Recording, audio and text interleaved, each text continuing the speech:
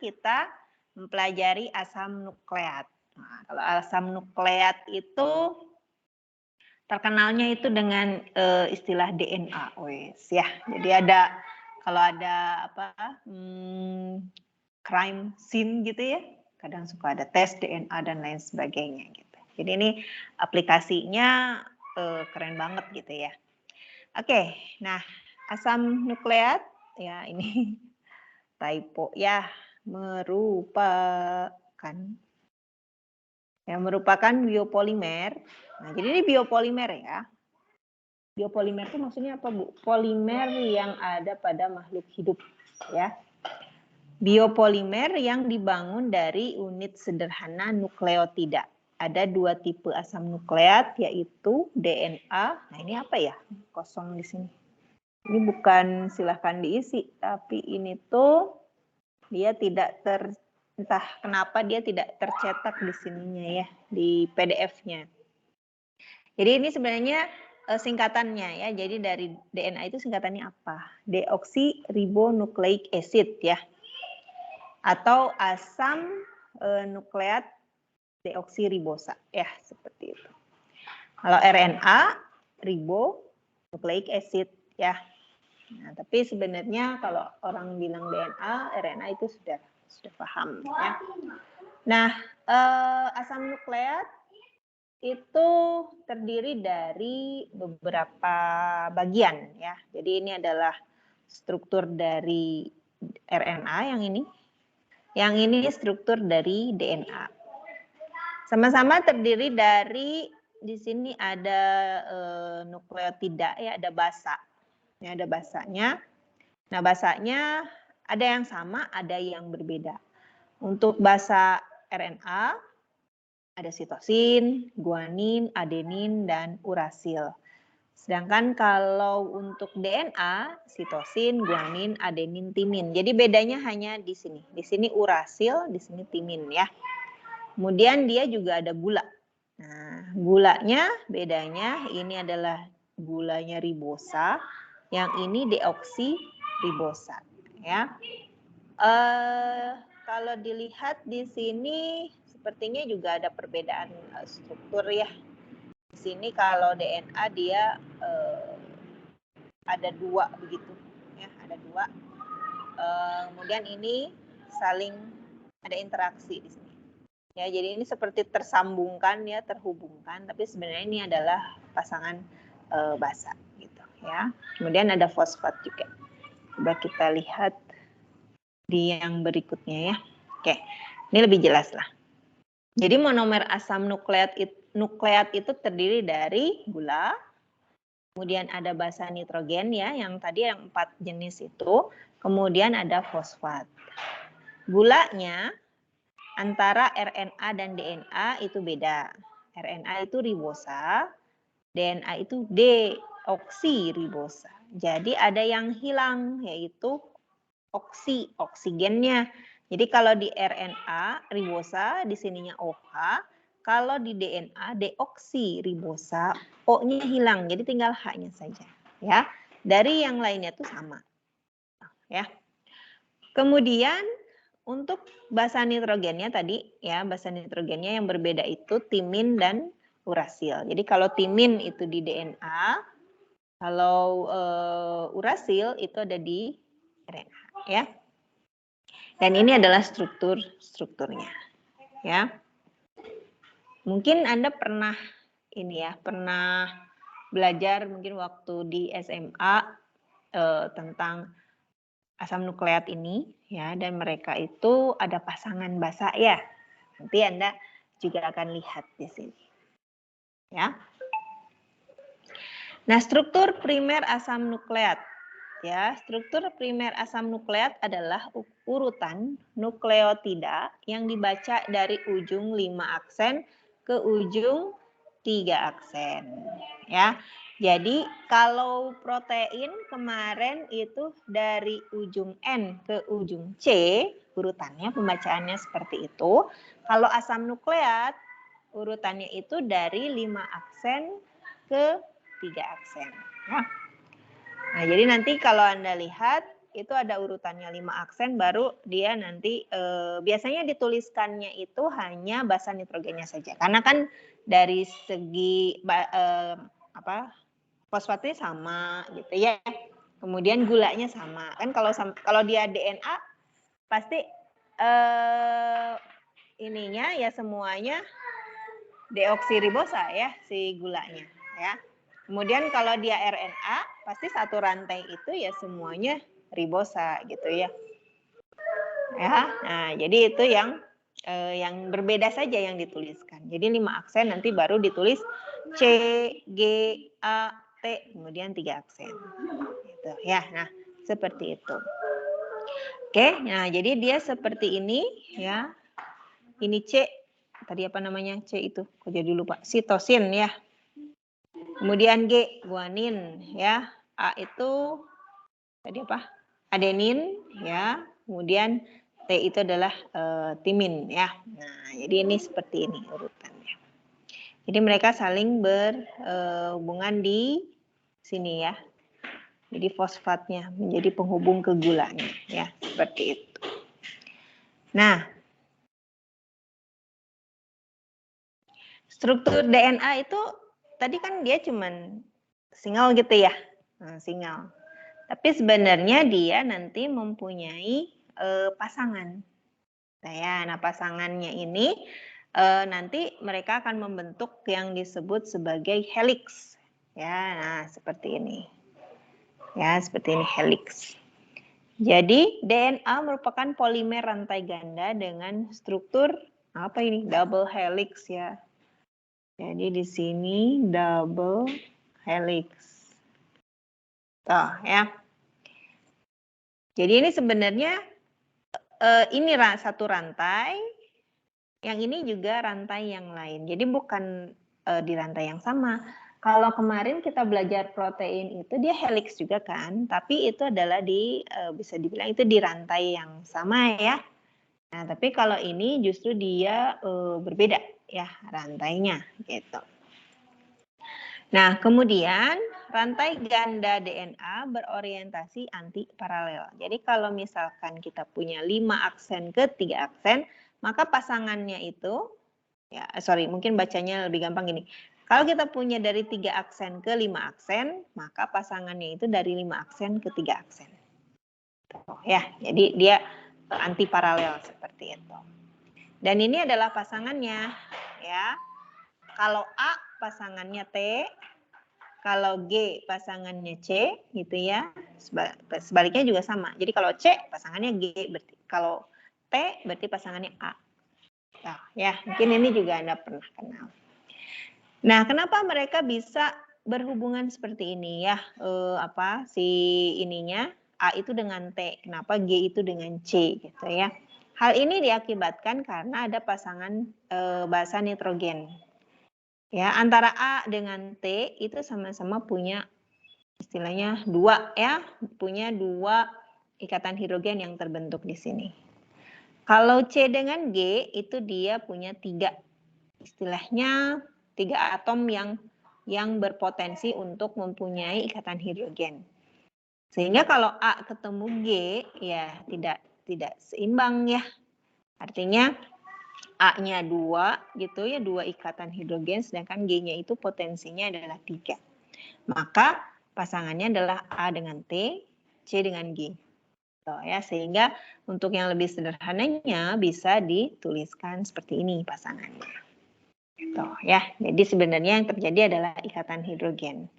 Ya, oleh karena itu Anda harus ingat-ingat lagi apa itu definisi dari ikatan hidrogen.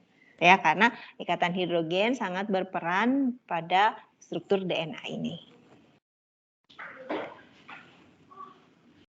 Oke, waduh ini lebih banyak lagi kosongnya ya. Yuk kita lengkapin dulu. Jadi di sini adalah double helix. Double helix. Ya. Kemudian ini juga double helix. Ya, kemudian ini minor groove. Yang ini mayor.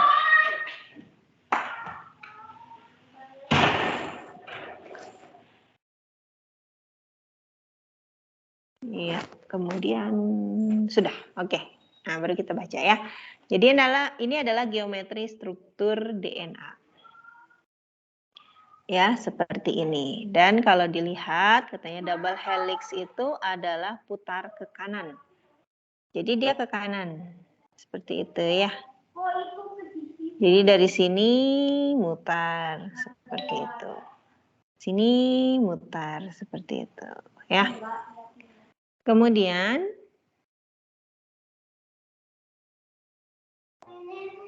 ya.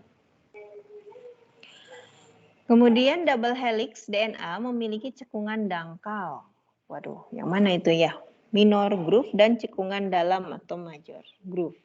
Wah, ini saya kurang tahu nih ya. Saya kurang paham tentang ini. Oke. Kemudian satu putaran DNA terdiri dari 10 pasang basa ya. Jadi satu putaran itu, berarti kalau satu putaran misalkan kita startnya dari sini mungkin ya. Startnya dari sini. Ini satu putaran nih. Nah, itu terdiri dari 10 pasang basa. Jadi satu putaran ini tuh ya, itu terdiri dari 10 pasang basa. Mungkin satu putaran di sini tuh seperti gelombang gitu ya. Satu gelombang. Nah, itu tuh satu putaran ya. Kemudian jarak antar basa adalah 0,34. Oke, jadi ini jarak antar basanya 0,34 nano. Kemudian satu putaran tadi 10 pasang basa, sehingga kalau satu putaran itu 3,4 nanometer. Oke, jadi ini DNA itu ukurannya nano ya.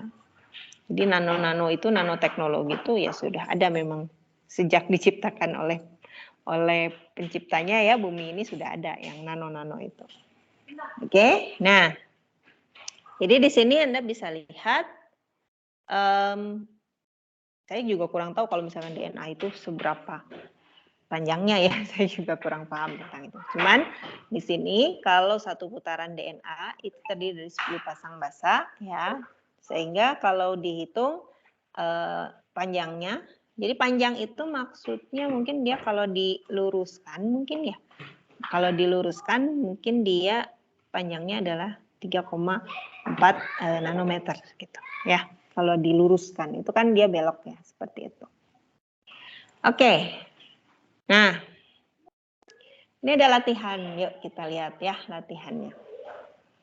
Jadi ada sampel DNA panjangnya 150 pasang basa. Jadi kalau DNA itu didefinisikannya dengan berapa pasang basa ya.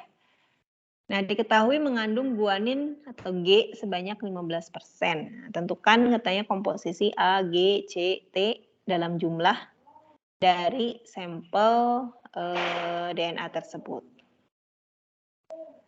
Ya, nah ini gimana caranya?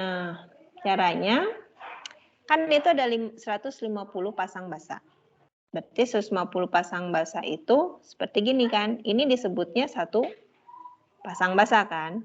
Ini 2 pasang basa, ini 3 pasang basa dan seterusnya. Berarti 150 pasang basa itu artinya ada 300 basanya sebenarnya. Ya, karena 150 pasang. Seperti saya punya sepatu 10 pasang. Ya. Tapi kalau secara jumlah bisa juga dibilang itu kita punya 20 sepatu. Ya, 20 buah sepatu. Cuman 10 yang kiri, 10 yang kanan gitu. Nah, ini kalau 150 pasang basa berarti sebenarnya kita punya 300 pasang basa.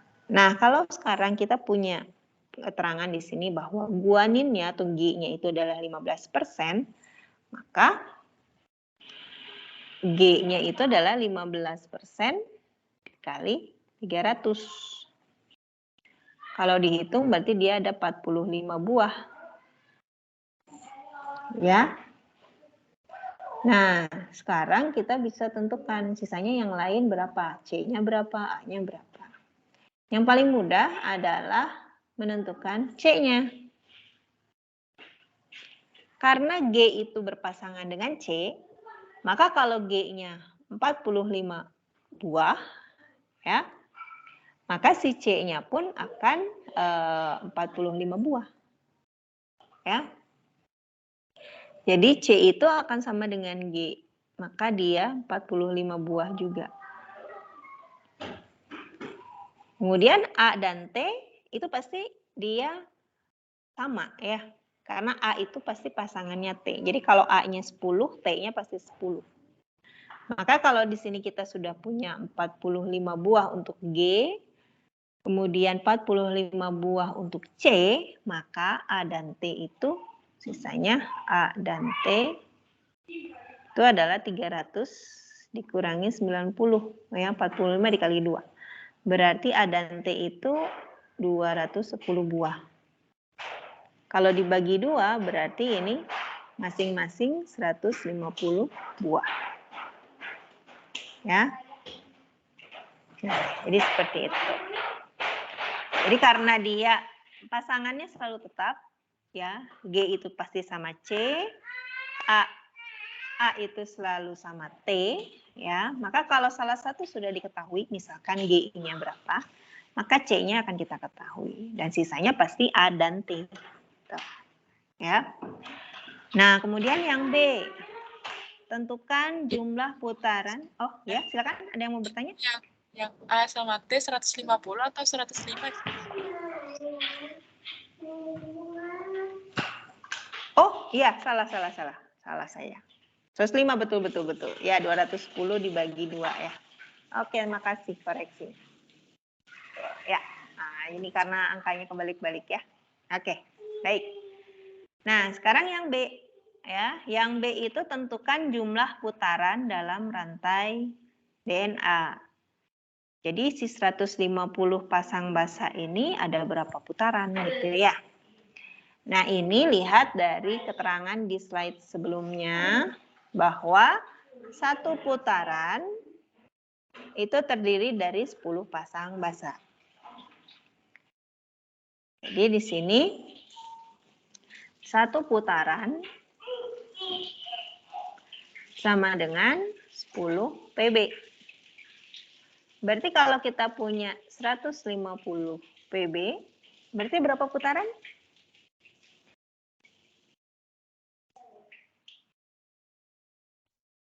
Lima belas, Bu. Betul, 15 ya. 15 putaran. Jadi kalau ada tadi keterangan satu putaran itu 10 PB, putaran, kok jadi putan. Ini hari terakhir kuliah ya, terlalu bersemangat. Ya. Oke, jadi kalau punya 150 pasang basa berarti ya tinggal 150 dibagi 10. Hasilnya adalah 15 putaran. Itu yang B ya, ini yang B. Nah, kalau yang C ya, panjang geometri dari DNA bila dibentangkan lurus. Nah, ini kita juga punya dari yang sebelumnya bahwa panjang satu putaran itu adalah 3,4 nanometer. Jadi satu putaran itu sama dengan 3,4 nanometer. Berarti kalau 15 putaran tadi kan ya dari yang B. Berarti yang tinggal dikali aja 3,4 kali 15. Nanti Anda cari ini berapa nano ya. Nah, seperti itu. Kemudian kalau yang D.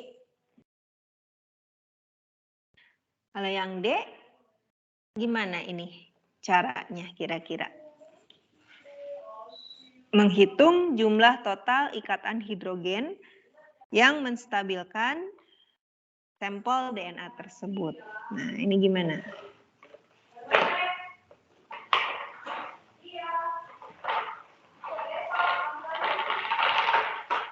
Ini pakai yang pasangan tadi bukan Bu? Yang itu pasangan apa? Ikatan hidrogen 2, OGC 3. Ya, betul. Jadi Anda tinggal cari nih C dengan G itu ada berapa pasang ya. Jadi kalau kita lihat di sini berarti dia ada 45. A dengan T itu berarti ada berapa? 105 ya. Nah, nanti yang A dengan T kan 2. AT itu ada 105 dan AT itu ada 2 ikatan hidrogen. Sedangkan CG itu ada 45 dan 1 CG itu ada 3 ikatan hidrogen. Nah, ini Anda tinggal jumlahkan saja. Ini kan jadi 210. Ya, ini 45 kali 3 itu 135 ya. Kemudian ini tinggal dijumlah ke 5, 4. Nah, ada 345 ikatan hidrogen. Ya. Jadi ini mah matematik sederhana ya, matematik bukan yang ngejelimet, hanya dengan logika aja ya. Kayaknya kalau di ujian sih nggak ada kayak gini ya. Dosen-dosennya tidak begitu suka dengan yang seperti ini tipenya. Yang umum itu biasanya ini nanti ada di slide yang setelah ini ya. Itu adalah soal yang sangat umum ditanyakan ya. Oke, sampai di sini ada yang tanyakan untuk soal ini?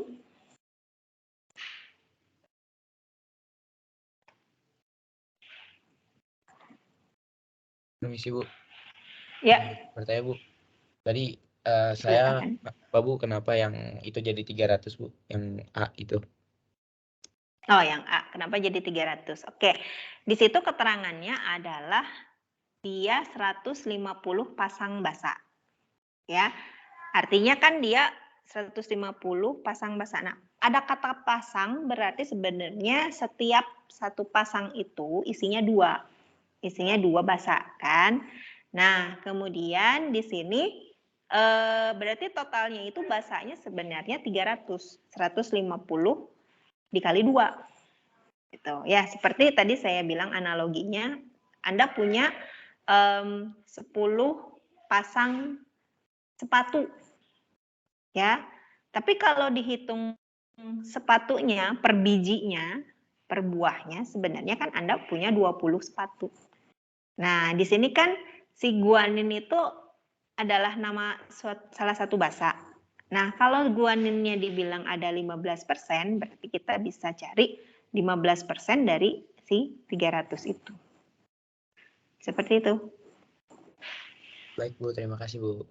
Oke, silahkan kalau ada lagi.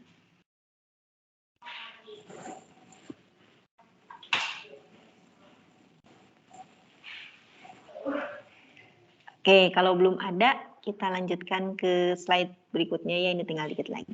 Nah, ini sebenarnya yang lebih sering ditanyakan ya. Jadi fungsi asam nukleat itu adalah untuk membawa informasi genetik yang disebut sebagai gen gitu ya.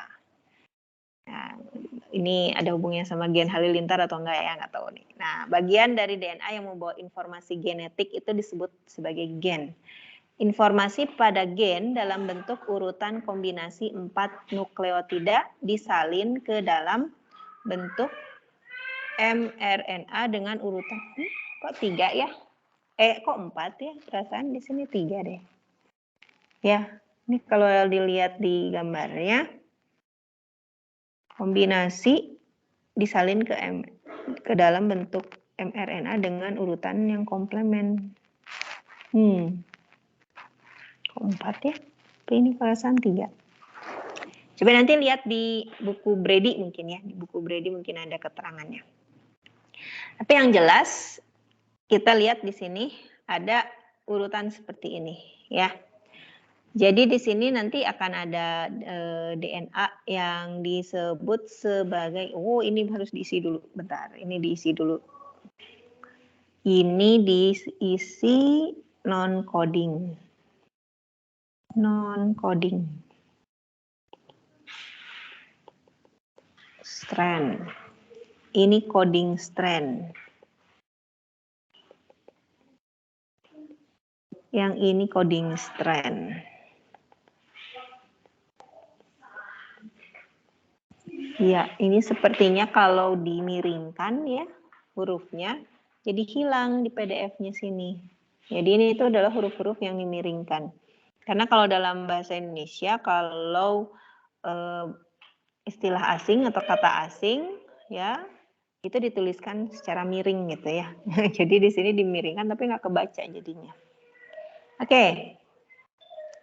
Jadi ada yang disebut transkripsi, ada yang disebut sebagai translasi. Transkrip itu kayak apa? Transkrip itu catatan ya, lebih ke arah pencatatan. Kalau translasi itu berarti lebih ke penerjemahan. Google Translate kan ya, itu untuk menerjemahkan. Jadi ini itu salinan lah ya, transkrip itu salinan. Rantai DNA yang digunakan untuk proses transkripsi disebut rantai cetakan ya atau non-coding. Rantai DNA yang komplement dengan rantai cetakan disebut coding strand.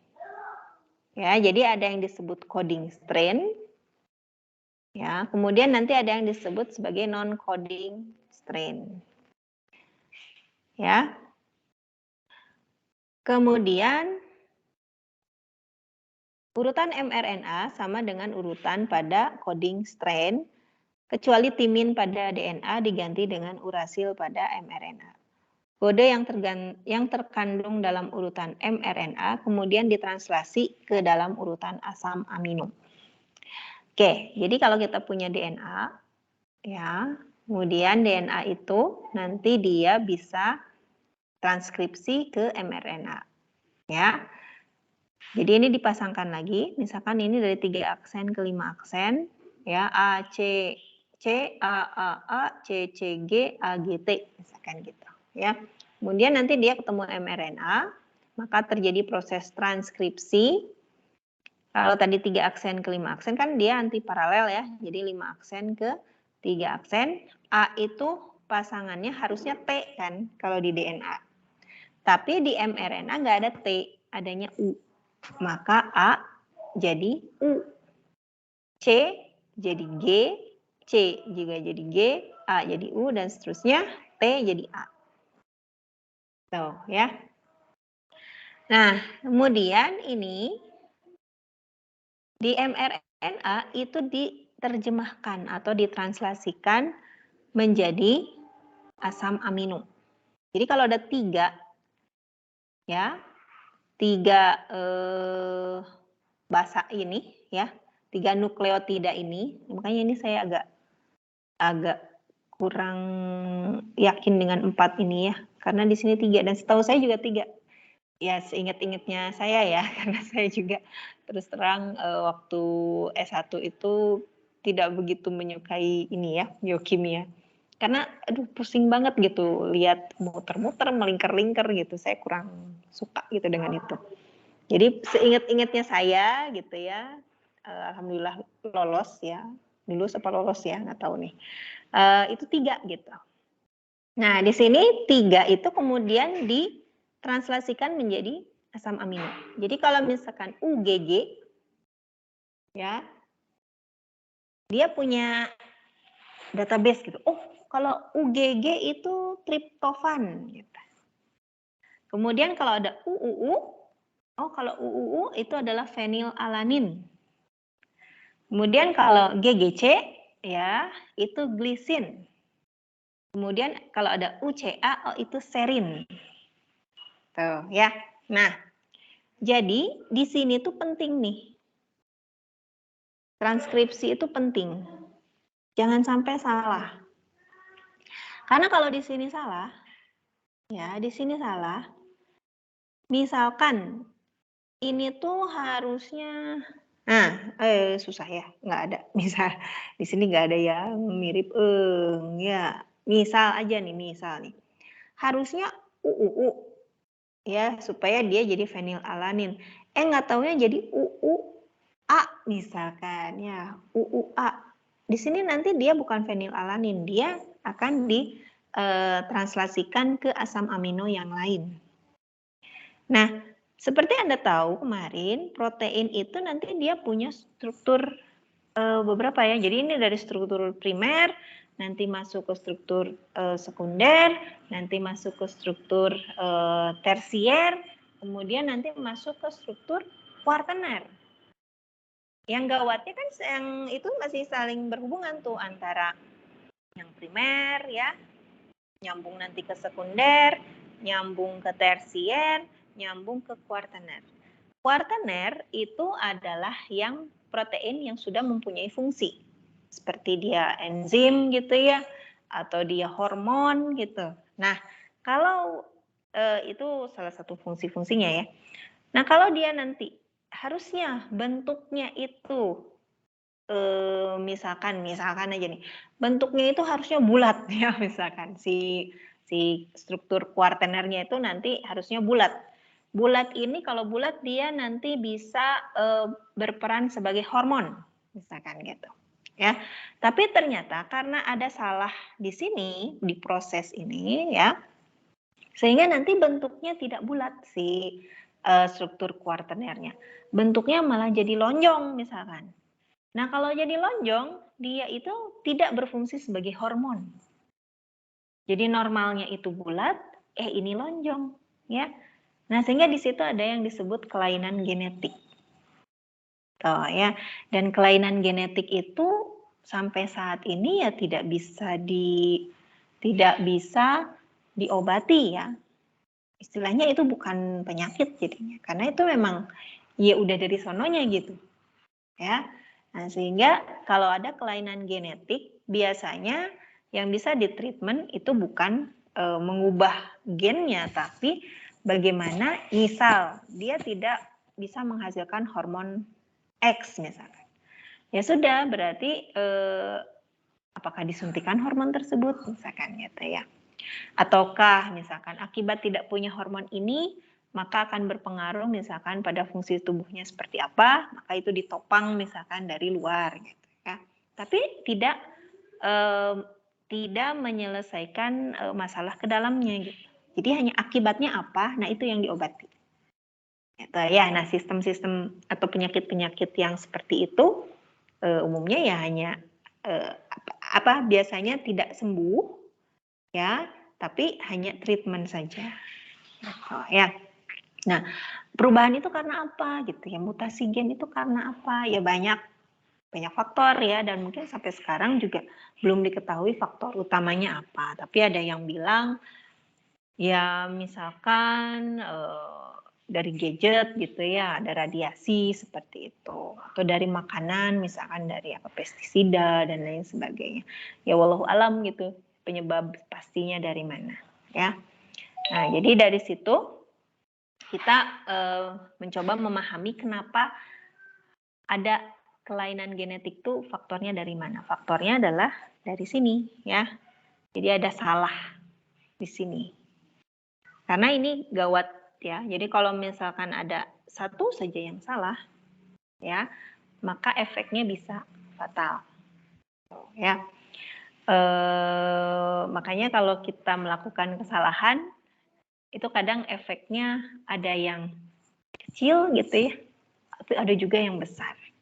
Tapi kalau manusia sih tidak luput dari kesalahan gitu ya, pasti kita pernah berbuat salah gitu ya. Cuman mudah-mudahan itu tidak menyebabkan hal yang fatal gitu ya. Nah, jadi ini fungsi asam nukleat ya, memberikan informasi genetik. Istilahnya blueprint-nya lah. Dan setiap orang itu unik. Ya, setiap orang itu unik sifatnya ya, karena berarti DNA-nya itu memang berbeda-beda. Ya, manusia atau seorang anak itu mewarisi gen dari ibu bapaknya.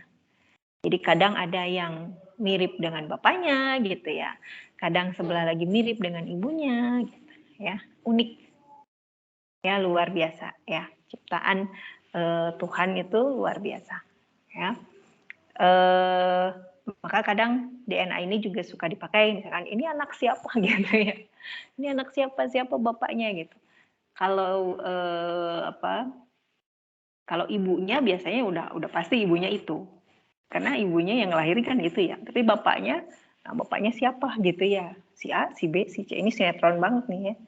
Nah itu bisa katanya dengan tes DNA. Kenapa? Karena tiap ini unik. Bisa juga DNA itu dipakai misalkan untuk identifikasi. Itu ya, misalkan identifikasi ini tuh siapa gitu. Karena misalkan sudah tidak dikenali gitu ya. Kemudian bisa juga untuk yang kejahatan itu biasanya, oh ini ditemukan apa gitu ya. Ini jadi kimia forensik ya.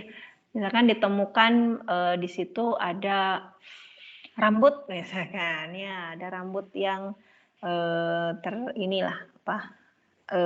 tertinggal misalkan di situ. Tapi ini bukan rambut si korban misalkan. Nah ini rambut siapa? Oh mungkin ini rambutnya tersangka. Maka bisa dicek gitu ya. Cuman memang kalau untuk DNA itu kita perlu database, ya database tiap orang gitu. Kalau nggak punya database di tes DNA juga nggak bisa. Kenapa? Kita cuma punya urutannya, ya urutannya. Tapi kita nggak tahu urutan ini mirip dengan siapa. Jadi nggak cukup cuma nanti kita tes DNA. Ya bisa tes DNA, tapi harus ada referensinya, harus ada database-nya. Kalau cuma tes DNA doang, referensinya nggak ada ya percuma aja, ya. Karena ini mau diinikan ke siapa, ya mau dicocokkan ke siapa. Oke, ya ini ada latihan. Ininya nggak ini ya, coding strand ini. Nah, coding strand suatu fragmen DNA memiliki urutan itu ya, tentukan urutan rantai cetakan atau yang non coding ya, non coding strand. Non coding strandnya apa kira-kira? Ini berarti dari 3 aksen ya. Pasangannya A siapa? T. T, oke. Setelah T pasangannya C? G, Bu. G, oke. Ini berarti C, ini A, ini A, ini G, C, G, ini T, T, A, G ya. Nah, seperti itu. Nah, ini umum banget ditanyain di ujian. Jadi harus bisa ya. Tapi kalau nggak keluar di tahun ini, ya berarti Anda kurang beruntung ya. Oke. Kemudian tentukan urutan mRNA. Oke, urutan mRNA itu biasanya diambil dari si yang cetakan ini. Ya, biasanya diambil dari sini. Jadi di sini nanti jadi 5 aksen lagi. T-nya itu jadi A, Ibu. jadi A, betul. G-nya Jadi C, Bu. C. Ini jadi G lagi ya. Nah, A pasangannya siapa? Jadi U, Ibu. Oke, ya di sini mRNA itu beda dengan DNA. Ya, RNA masalahnya. RNA itu beda dengan DNA. Jadi kalau di RNA itu tidak ada T, adanya U. Maka di sini jadi U. Ya, G-nya pasangannya C, ini G, ini C lagi, ya. T-nya jadi A, ini A, kemudian ini U, kemudian C. 3 aksen. Ya, jadi ini tuh sebenarnya mirip dengan yang atas. Ya, mirip yang atas, tapi T-nya diganti dengan U. Itu karena di RNA tidak ada T. Ya, nah seperti itu. Jadi biasanya kalau untuk asam nukleat pertanyaannya seperti ini. Biasanya juga ditanya ikatan hidrogen kayak gitu ya. Tapi umumnya yang seperti ini. Karena memang idenya itu Anda hanya mengenal saja ya. Jadi mengenal tentang molekul-molekul apa saja yang ada pada makhluk hidup. Ya, kemudian biasanya ditanya gugus fungsinya, ya ini kaitannya dengan kimia organik, karena Anda sudah belajar kimia organik, misalkan itu ada gugus fungsi apa, misalkan, oh itu ada karbonil, jadi seperti keton, misalkan, oh ini ada amida, gitu, oh ini amina, gitu ya, lebih ke arah sana saja, tidak yang advance ya, selanjutnya apa, oh kosong. Oke, nah berarti sudah selesai ya. Materi tentang kimia organik dan biomolekul itu selesai sampai di sini. Sekaligus menutup ya materi di kimia dasar 2A. Untuk bahan ujian itu sampai sini ya. Mulainya berarti tentang kelarutan ya, kalau tidak salah. Pasti mengenai kelarutan, termodinamika, elektrokimia, kemudian yang ini ya. Kimia organik dan biomolekul. Nah, di sini kita masih punya waktu, mungkin kita bisa lihat soal tentang elektrokimia ya. Oke, sebelum ke sana, apakah ada yang tanyakan untuk materi ini? Silahkan.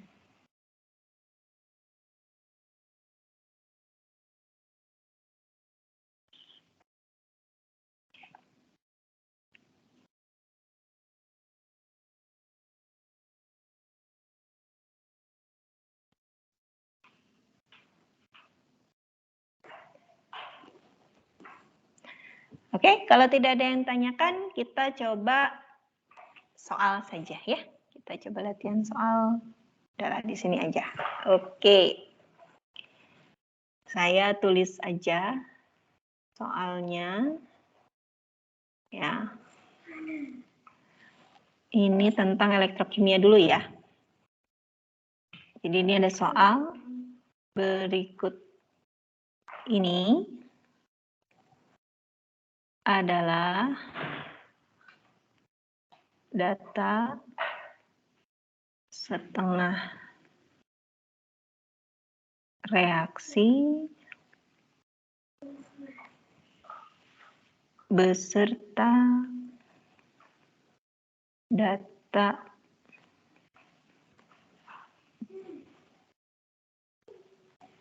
setengah reaksi beserta data potensial reduksinya. Jadi ada Ag+, ya, berarti ini Aki ya, plus, benar Kak? Oh benar kayaknya. Elektronnya kemudian di sini menjadi Ag yang solid. N0-nya 0,8 volt. Kemudian ada AgBr solid plus elektron menjadi Ag solid plus Br minus ya. Itu E0-nya sama dengan 0,07 volt. Tentukan kelarutan molar dari AgBr pada 27 derajat Celcius. Oke, ini saya ambil dari ujian tahun 2019 ya. Jadi mungkin perlu saya infokan karena nanti Anda mau luring ya umumnya. Soal itu biasanya begini, misalkan ada 4 bab nih, ya ada 4 bab. Biasanya soal nomor 1 itu tentang bab yang pertama gitu ya. Soal nomor 2 itu bab kedua. Soal nomor 3 itu bab ketiga gitu ya. Soal nomor 4 misalkan itu tentang bab 4. Soal nomor 5 itu biasanya gabungan. Ya, gabungan dari entah 1 dengan 3 atau 2 dengan 3 gitu atau 1 dengan 4, biasanya kombinasi. Nah, seperti ini. Seperti soal ini. Soal ini di ujian tahun 2019 itu adalah soal nomor terakhir. Ya. Kenapa Bu ditaruhnya di terakhir? biasanya umumnya nih, mahasiswa itu mengerjakan dari awal atau cari yang mudah dulu, ya, cari yang mudah dulu.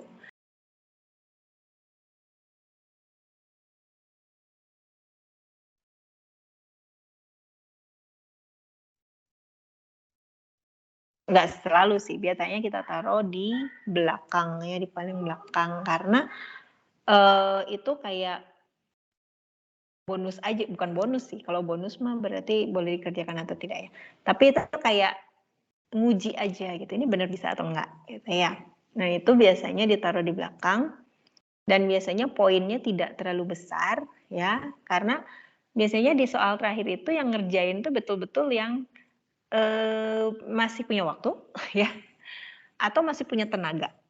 Beda ya, masih punya waktu artinya memang waktunya masih cukup dia bisa ngerjain, atau masih punya tenaga. Waktu misalkan ada, tapi dia udah nggak punya tenaga lagi, yang nggak akan dikerjain ya.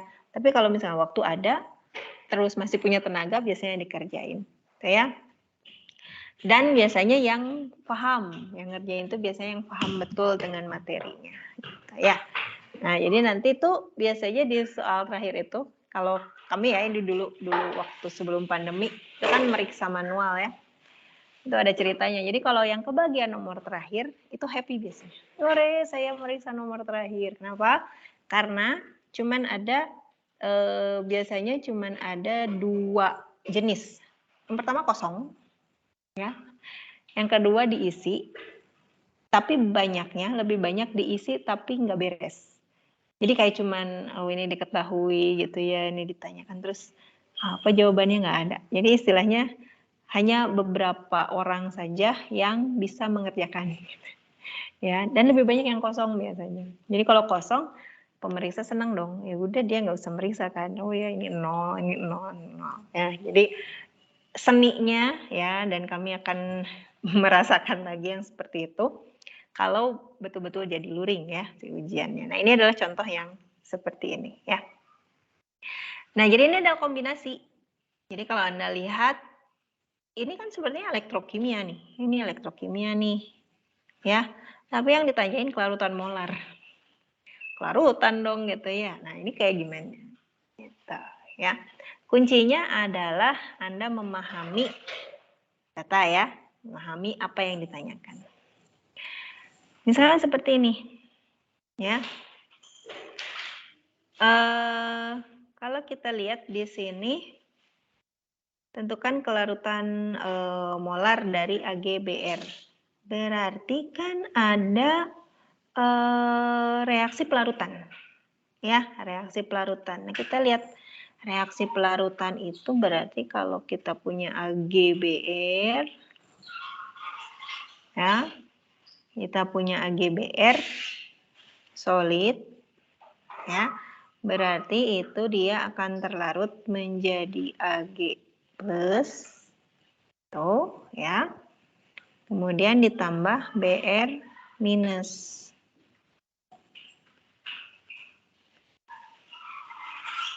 Nah, seperti itu, ya. Jadi kalau misalkan di sini ada kelarutan molar dari AgBr, oh berarti ini kaitannya adalah dengan reaksi pelarutan. Reaksi pelarutan dari AgBr tuh gimana? Ini salah. Ya, kalau ini begini kan ya, karena dia AgBr itu termasuk garam yang sulit larut, gitu ya. Nah, berarti di sini ya, di sini akan ada KSP kan ya. Ya, di sini akan ada KSP atau tetapan kelarutan kan ya. Gitu. Oke, nah kemudian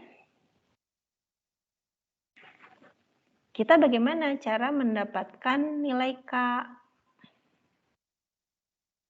Bagaimana kita mendapatkan nilai K? Ya, kalau dilihat di sini ada data potensial. reduksinya berarti bagaimana hubungan K dengan ini kan ya, hubungan K dengan potensial. Nah, kita ingat lagi nih, waktu elektrokimia itu ada yang menghubungkan seperti ini kan. Delta G 0 itu sama dengan minus NFE 0. Kemudian waktu di termodinamik, delta G0 itu juga sama dengan minus RT ln K. Ya, nah juga ada yang seperti itu. Gitu ya. Nah, sekarang kita hubungkan antara E dengan K. Ya.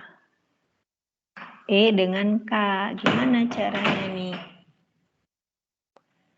Berarti cari dulu, berarti ini dulu N Fe 0 sama dengan minus RT ln K. Ya. Kemudian di sini berarti E0 sama dengan RT per NF ln K. K di sini kan si KSP ini ya. Oke. Nah, E0-nya berapa? Ya. E0-nya kalau kita punya, misalkan kita mau seperti ini. Ya, kalau kita mau seperti ini berarti gimana nih?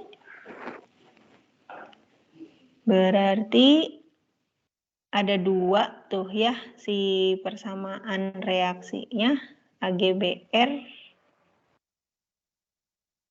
Jadi kan gini ya. AgBr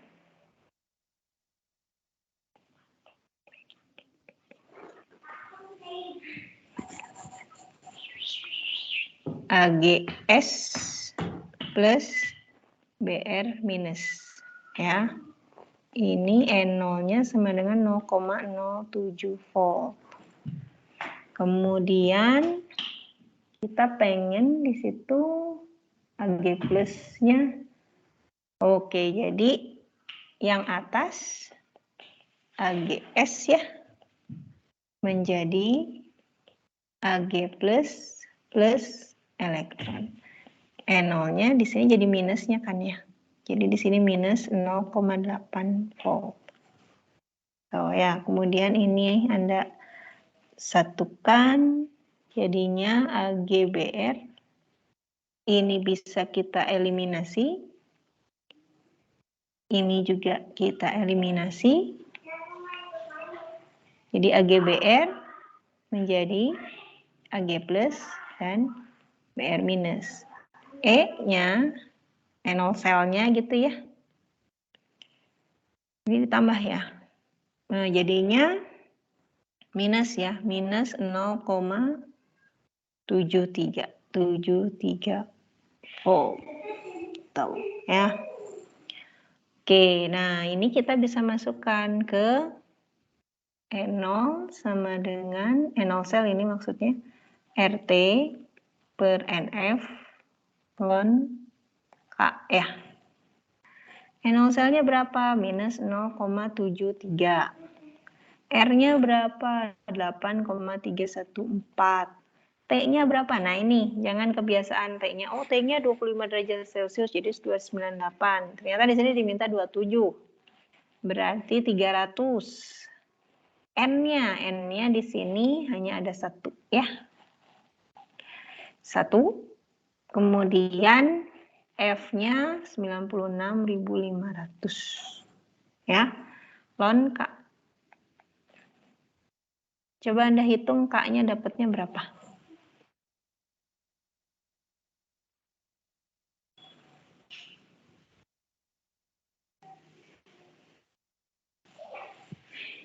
Coba nilai K-nya berapa?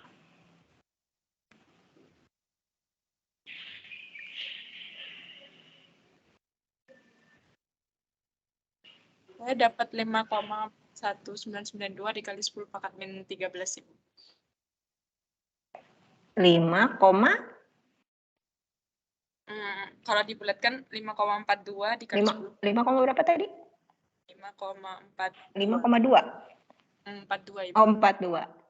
Oke, 5,42 kali 10 pangkat minus 13 ya. Itu nilai K-nya atau KSP-nya ya. Nah, kalau yang ditanya bukan KSP, yang ditanya adalah kelarutan molar dari AgBr. Berarti ini kan sebenarnya KSP-nya itu sama dengan konsentrasi Ag plus ya dikalikan konsentrasi Br minus kan ya. Nah, Anda masih ingat waktu belajar kelarutan ini ada AgBr solid ya. Kemudian ini ada Ag plus, ada Br minus, ada MRS itu ya. Kalau misalkan di awal itu ini ada yang dimasukkan ke dalam air ya, ini belum ada. Oke. Tapi kemudian ada beberapa yang larut. Berapa banyak yang larut? Ini biasanya kita sebut dengan S. Ini kita sebut dengan S. Maka di akhir ya di setimbang itu S. Sehingga KSP sama dengan S kuadrat. Sekarang kalau KSP-nya adalah 5,42 kali 10 pangkat minus 13, maka nilai S-nya adalah akarnya. Nah, jadi silakan nanti Anda cek ya, atau sekarang Anda hitung deh. S-nya berapa? Berarti akar dari 5,42 kali 10 pangkat minus 13. Dapatnya berapa?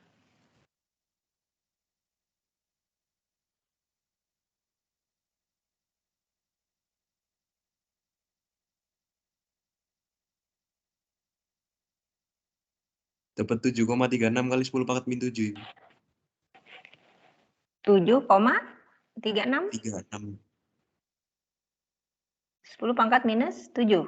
7. Oke, molar ya. Nah, jadi itu kelarutan molarnya.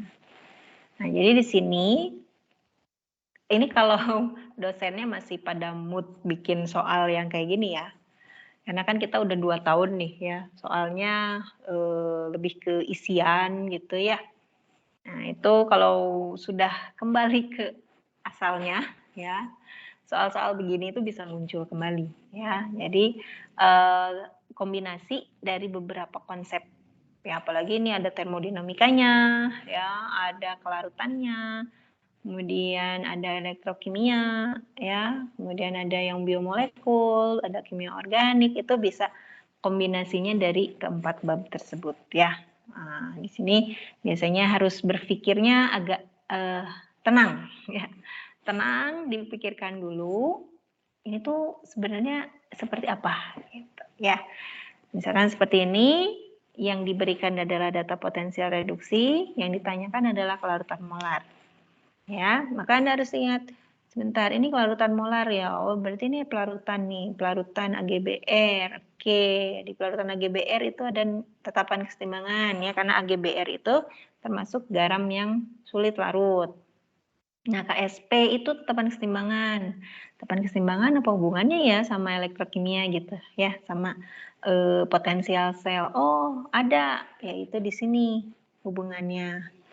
Oke, nah berarti Anda rangkaikan dulu bagaimana reaksi pelarutan tersebut ya, nanti ada nilai K-nya dan bagaimana hubungannya dengan potensial sel. Kemudian berarti Anda harus cari potensial selnya, berapa N-nya dan berapa T-nya gitu ya.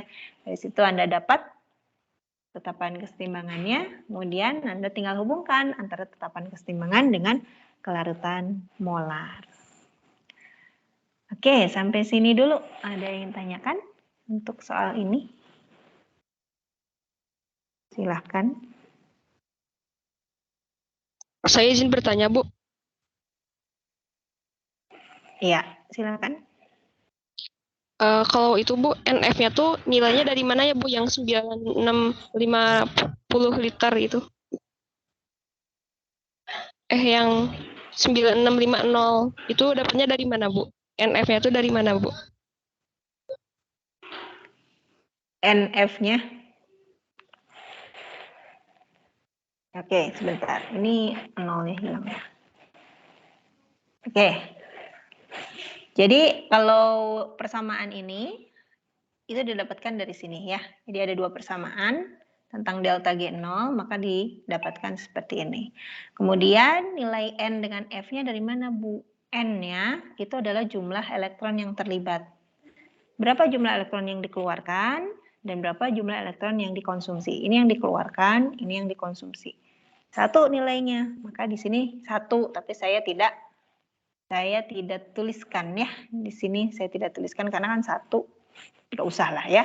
Kemudian F-nya berapa? F itu kan suatu tetapan ya, tetapan Faraday namanya, dan nilainya selalu 96.500. Jadi nilainya seperti itu. Apa cukup menjawab?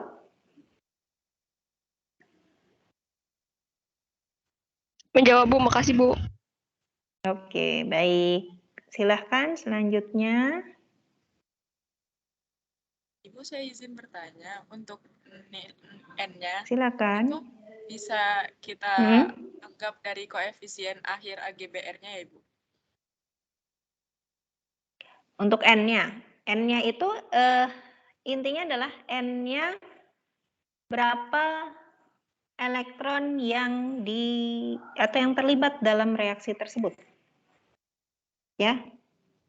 Jadi N-nya itu adalah berapa elektron yang terlibat. Jadi kalau misalkan di sini, ini kan 1, memang 1 ya. Tapi kalau kita kombinasikan ini betul nggak? Misalkan secara stoikiometri. Ternyata ini kebetulan secara stoikiometri memang betul N-nya itu 1 gitu ya. Tapi ada juga kan yang tidak gitu ya. Ada pertanyaan lagi mungkin, Bu, kalau ini kan bisa aja, misalkan ini 2 elektron gitu ya, misalkan ini 2, ini 2, ini 2 gitu. Kan itu juga setara kan ya. Kemudian ininya jadi 2, ininya 2, ininya 2. Ya, berarti di situ N-nya 2. Misalkan seperti itu. Apakah kita akan mempunyai nilai tetapan K yang sama? Masih bisa, masih bisa.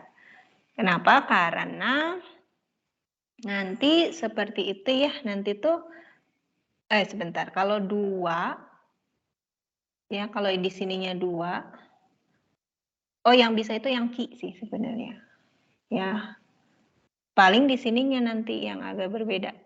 Ya, paling di sini. Oh ya, di sini nanti yang berbeda. Oke, sebentar saya ulang lagi ya. Kalau misalkan, Bu, ini kan setara nih. Ya, ini setara. Kalau misalkan saya ini kalikan 2. Jadi ada 2 elektron. Berarti di sini juga 2, di sini juga 2, di sini juga 2. Tapi E-sel kan tidak dikali 2. Ya, E-sel tidak dikali 2. Saya pernah bilang ya, E-sel tidak dikali 2. Kemudian nanti di sini N-nya berapa, Bu? Kalau seperti itu, N-nya boleh 2 di sini. Tetapi nanti pas di sininya 2. Karena di sininya 2 AgBr, ini 2 Ag+, ini 2 Br-. Di sininya jadi 2 nanti. Di sini jadi 2, di sini jadi 2. Ini 2, ini 2. Jadinya kan 2S pangkat 2 ya. Berarti ada 4. Nanti ada 4. Nah, kalau 4, nanti KSP-nya itu dibagi 4 dulu baru diakarkan. Nanti hasilnya akan sama juga. Gitu ya. Jadi itu yang membuktikan sebenarnya kalau ininya dikalikan ya, E-nya tidak usah dikalikan. Ya, dulu kan pernah ada yang bertanya tuh. Bu, itu kalau misalkan, misal ini tidak sama ya elektronnya. Yang ini 2, yang ini 1 misalkan. Berarti kan itu harus dikali 2, Bu, misalkan. Harus dikali 2. Nah, kalau dikali 2 nanti ininya dikali 2 atau enggak? Dulu ada yang nanya. Ya, terus saya bilang enggak. Ya, tidak perlu dikali 2. Tapi yang nanya enggak nanya, kenapa enggak dikali 2 ya? Tidak dilanjutkan pertanyaannya. Nah, itu sebenarnya impact-nya nanti ke sini. Ya, impact-nya ke sini itu tidak akan mengubah besaran yang lainnya gitu ya. Karena kalau Anda kalikan 2 si N-nya jadi 2 misalkan di sini ya, E-selnya tetap minus 0,73, maka K-nya pasti berubah ya, K-nya pasti berubah karena ini nanti dibagi 2 kali 96.500 gitu ya. Tetapi nanti kalau ditanyakan kelarutan molarnya ya, kalau ditanyakan kelarutan molarnya nanti akan sama. Gitu ya, karena K juga kan bergantung pada ini, pada persamaan reaksi kan ya, K-nya. Mesti ingat ya tetapan kesetimbangan itu kalau ininya dikalikan suatu bilangan, berarti itu nanti dipangkatkan. Ya. Oke, kalau ada yang bertanya lagi, sebentar ya, ini break dulu azan asar. Bentar ya.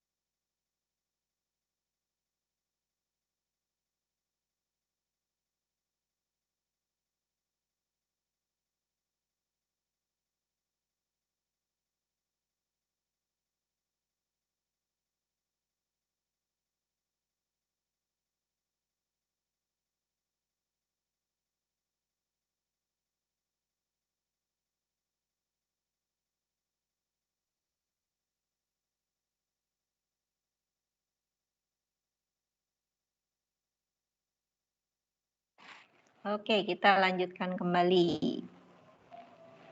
Oke, nah silakan kalau ada yang mau bertanya lagi. Atau yang tadi bagaimana? Sudah jelas? Sudah Ibu, terima kasih Ibu. Oke, silakan yang lain.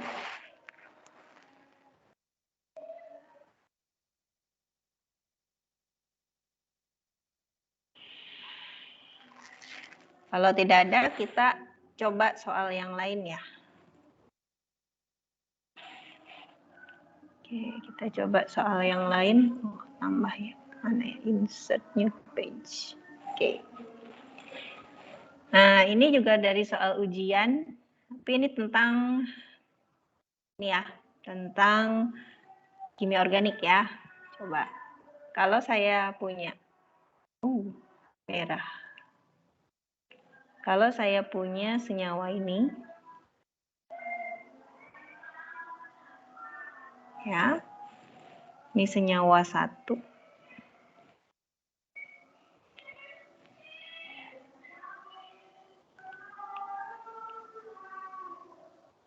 Ini senyawa 2.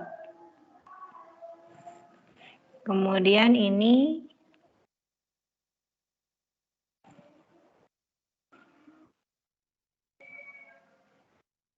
senyawa 3 ya.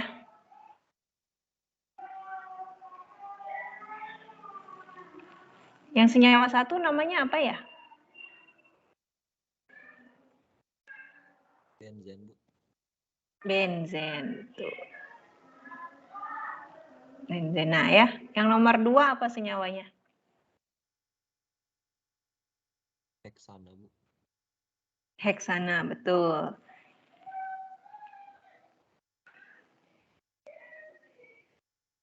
Yang ketiga apa senyawanya? Namanya?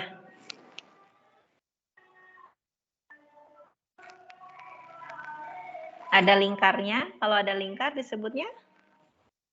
Siklo ya Ibu. Siklo, betul. Siklo.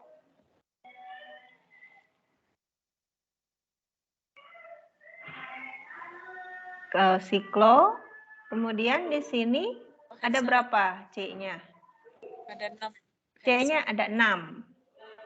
Heksa, ya. Tapi di sini ada ikatan rangkap. Jadinya bukan heksana, jadinya Heksadena, Bu. Heksana.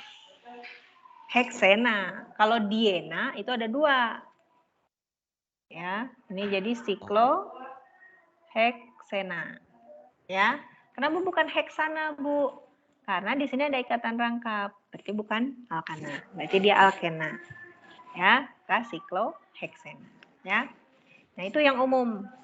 Kalau untuk kimia organik biasanya ditanya nama. Namanya apa kalau senyawanya seperti ini. Atau dibalik. Kalau misalkan ada namanya, misalkan heksana nih ya, gambarnya kayak apa strukturnya. Tuh ya.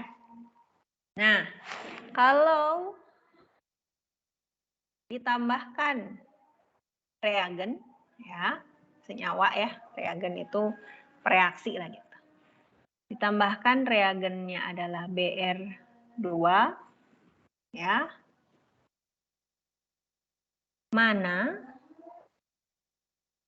Manakah yang mengalami reaksi adisi. Jadi ke dalam ini tuh masing-masing ya ada botolnya. Jadi ini ada botol isinya ini, ada botol isinya ini, ada botol isinya ini. Ya. Nah, kalau kita tambahkan Br2 ya ke dalam nomor 1, kemudian ke dalam nomor 2, ke dalam nomor 3, mana yang akan mengalami reaksi adisi? Ya. Siapa yang akan mengalami reaksi adisi? Adisi itu apa? Adisi itu nambah ya. Ya. Yang mana? Yang sikloheksena ya, Bu ya. Yang sikloheksena. Yang ini yang mengalami reaksi adisi. Ya. Yang ini meskipun Bu itu kan ada ikatan rangkapnya. Lebih banyak lagi gitu ya. Tapi benzena itu bukan alkena. Ya, jadi yang biasanya mengalami reaksi adisi itu adalah golongan alkena, ya. Kenapa benzena bukan merupakan alkena meskipun ikatan rangkapnya itu ada beberapa? Itu karena dia di sini aromatik, ya. Jadi sebenarnya ikatan rangkapnya ini terdelokalisasi. Jadi dia bisa berpindah-pindah, ya. Dia bisa berpindah-pindah. Itu yang menyebabkan dia sangat stabil. Karena dia sangat stabil, maka untuk reaksi adisi itu akan sulit sekali. Yang biasanya ada di dalam senyawa aromatik itu adalah reaksi substitusi.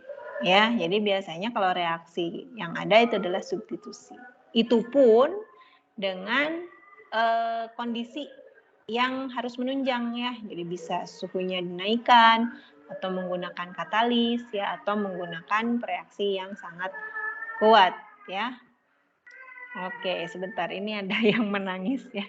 Saya break dulu bentar ya.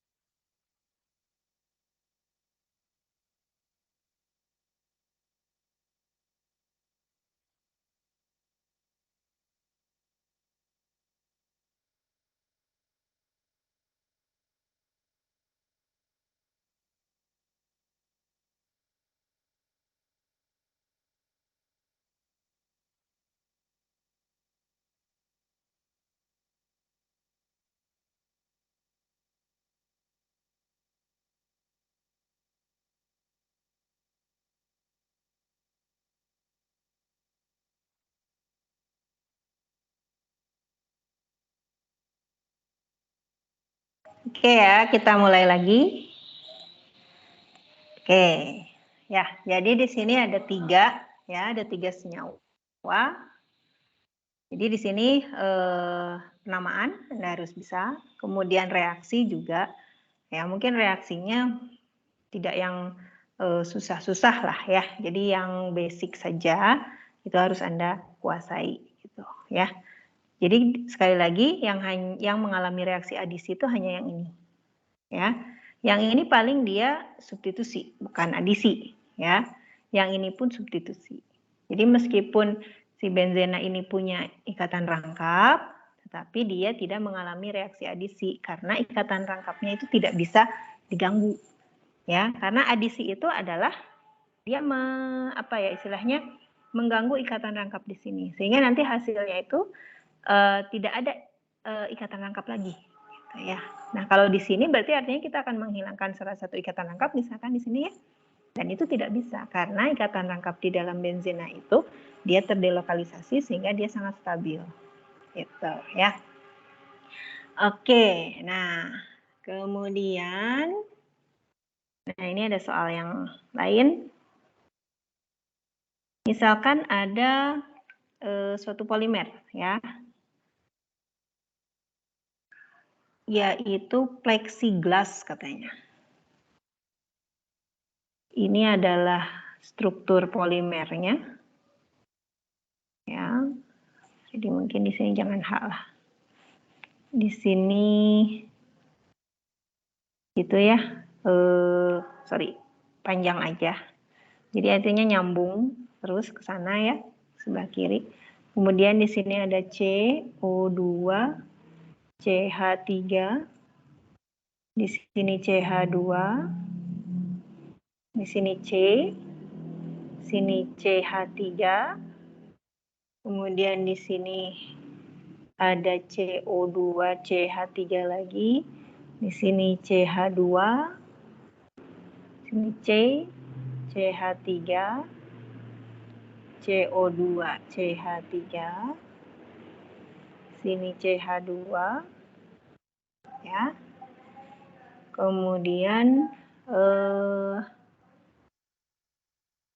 Kemudian di sini ya seterusnya aja lah gitu ya.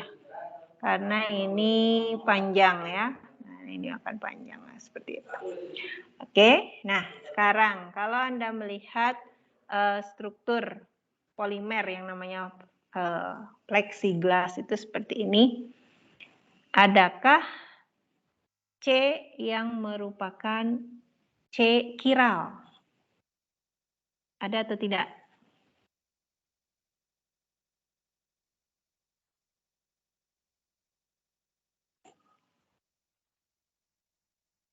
Ada atau tidak C chiralnya?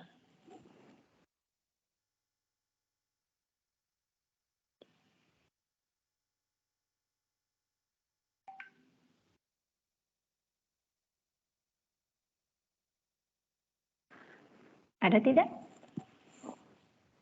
C yang di pusat bukan, Bu? C pusat tuh ini. Iya. Oke, C yang ini betul. Ini adalah C chiral. Ini adalah C chiral ya. Kenapa dia C chiral? Karena ya ini mengikat satu CH3. Kemudian ada mengikat gugus ini. Ya. Kemudian dia mengikat ke sini dan dia mengikat ke sebelah kiri. Nah, yang kiri dengan yang kanan itu belum tentu panjangnya sama. Ya, belum tentu panjangnya sama. Sehingga di sini dia merupakan C chiral. Oke, sebentar. Ada yang ngebel ya sekarang ada yang ngebel betul.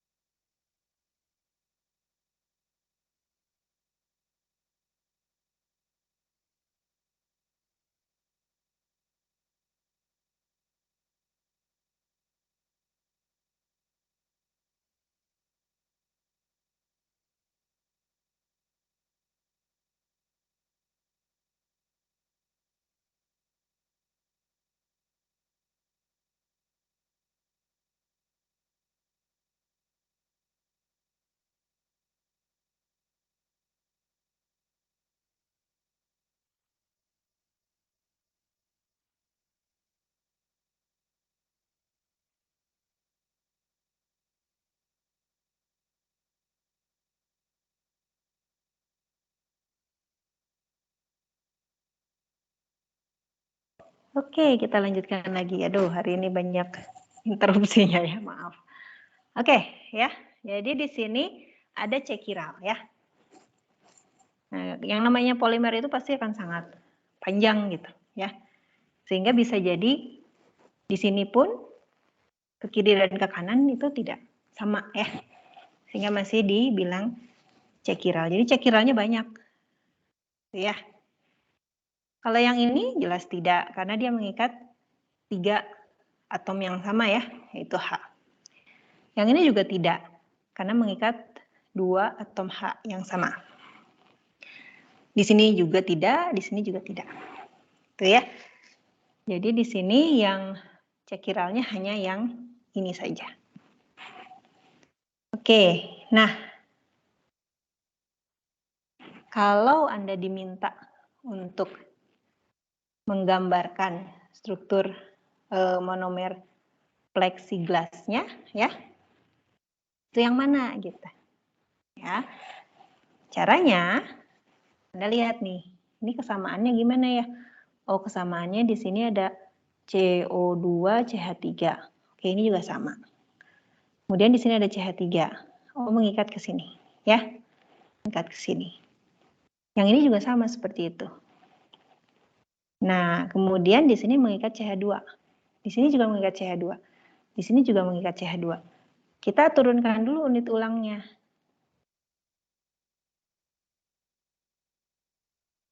Unit ulangnya dulu. Unit ulangnya berarti bisa dibilang ini C, ini CH3, ini CO2 CH3, ini CH2. Gitu unit ulangnya ya. N. Tuh ya. Tapi yang ditanya bukan unit ulang, yang ditanya adalah monomer. Kemarin kan beda ya antara monomer dengan unit ulang. Ya. Karena kalau unit ulang itu dia seperti ini masih ada ujungnya gitu ya, masih ada ujungnya yang panjang gitu ya di sini. Kalau monomer udah satu molekul. Nah, kalau kita lihat ini sepertinya adalah reaksi polimerisasinya adalah adisi. Sehingga jenisnya adalah yang ada ikatan rangkap. Nah, sehingga yang di sini yang nyambung ke unit ulang yang lain itu kita jadikan ke sini. Nah, sehingga nanti didapatnya C, CH3, CO2, CH3, CH2. Nah, ya. Jadi kalau nanti Anda diberikan misalnya polimer yang panjang gitu, kemudian diminta mencari monomernya, cari dulu unit ulangnya. Ya, cari dulu unit ulangnya. Kemudian kalau ada informasi ya, kalau ada informasi misalkan dia kondensasi atau adisi ya. Nah, itu nanti Anda bisa menyimpulkan nanti monomernya seperti apa. Umumnya kalau kondensasi itu akan diberitahu dulu bahwa dia selain menghasilkan polimer itu menghasilkan molekul kecil. Nah, molekul kecilnya apa? Misalkan H2O. Oh, berarti nanti ada gugus-gugus yang kira-kira menghasilkan H2O itu berarti biasanya ada OH ketemu H. Ya, berarti ada di salah satu sisi dia adalah OH, di sisi yang lain dia adalah H. Nah, itu biasanya berarti monomernya itu ada 2 ya. Jadi kalau kondensasi biasanya terdiri dari monomernya lebih dari 1. Ya, seperti kemarin kita pernah punya ya yang nilon itu loh. Nah, nih ya nilon nih. Ini kan dia kondensasi. Kalau kondensasi itu biasanya nanti kita akan mendapatkan 2 monomer. Yang satu misalkan ini asam adipat, yang ini adalah yang heksametilen diamin. Ini mereka saling bereaksi, keluar air, maka ini adalah unit ulangnya. Monomernya adalah ini dengan ini.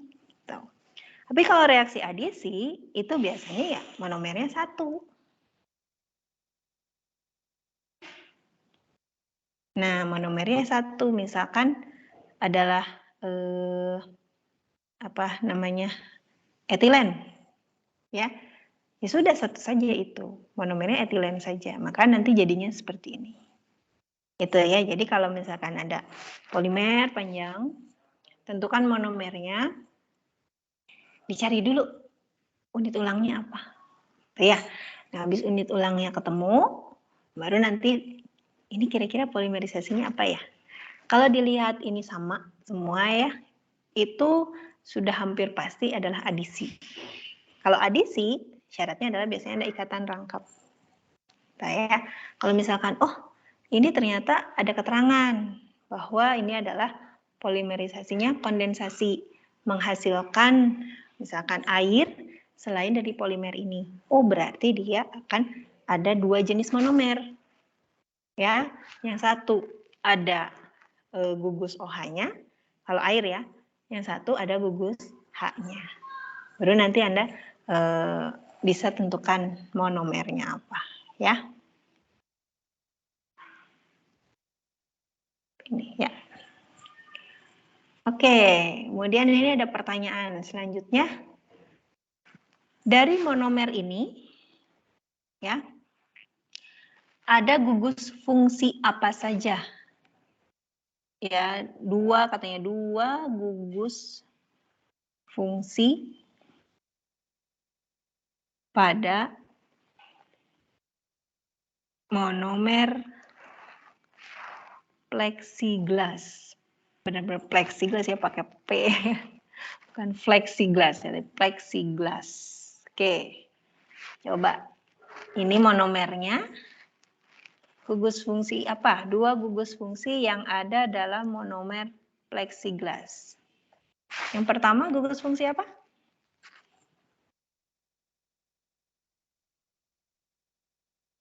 Ester, Bu. Ester. Oke, ester itu dia di sini ya. Cuman nggak kelihatan. Kalau mau kelihatan dituliskan. Ini ada O, ini ada O, ini ada CH3 ya. Nah, ini ester. Ya, ester. Yang kedua apa kira-kira?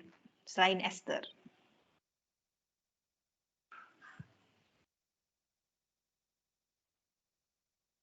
Yang ini, apa ini?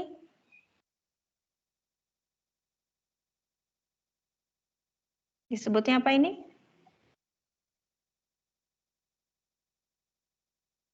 Ikatan rangkap 2? Alkena. Alkena, Ibu. Alkena. Iya, satu lagi alkena. Nah, jadi kalau dalam kimia organik, selain tadi nama, ada reaksi, ya. Kemudian ada gugus fungsi. Jadi gugus fungsi paling tidak Anda kenal lah. Ester tuh yang kayak gimana, ether tuh kayak gimana ya. Kemudian amida tuh ya kalau misalkan pakai apa namanya protein misalkan ya.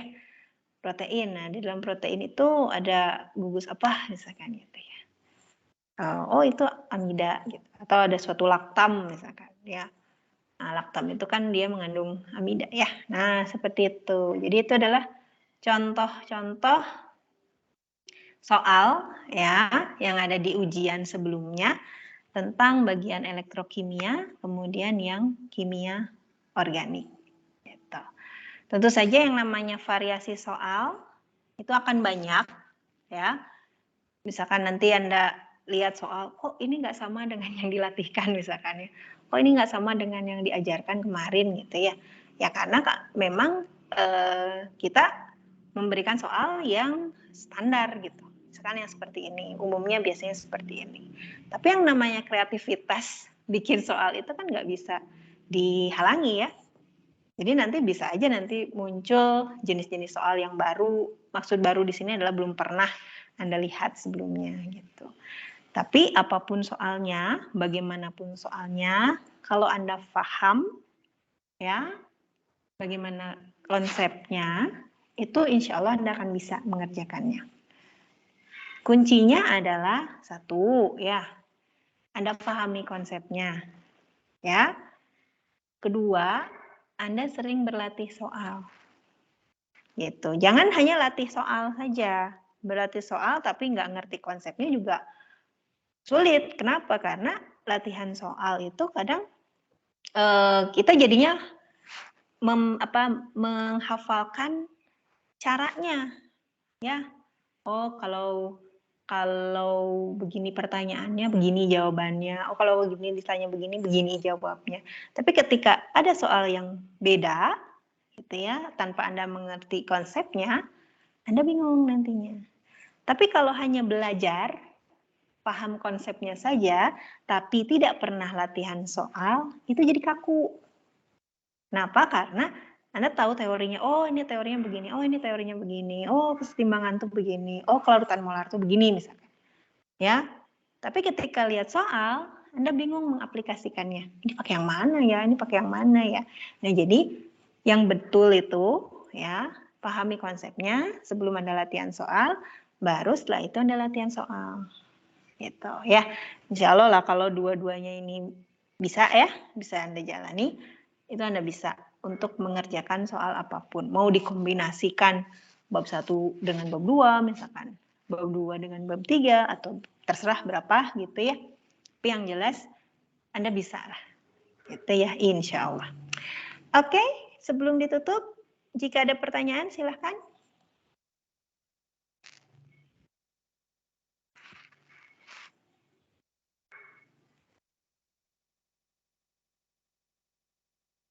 Oke, kalau tidak ada, berarti sudah selesai ya perkuliahan kita selama 1 semester ini.